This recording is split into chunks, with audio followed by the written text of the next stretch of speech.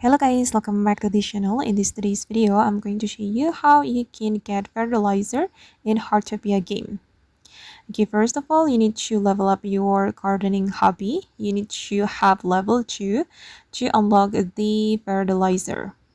Okay, you can upgrade your hobby right here.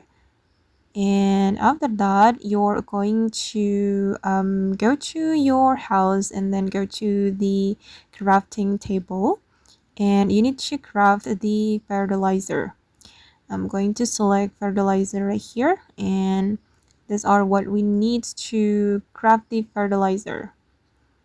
Okay, and now it's completed. Oh, I need to craft 2 fertilizers. So I'm going to go back to my crafting table and let's craft it one more time. And after that, we need to use the fertilizer to complete the quest. Okay, we need to apply the fertilizer to the crops, and I'm going to apply it to my crops. I need to plant it first, guys. All right, I'm going to plant the seed, and after that, I'm going to apply the fertilizer.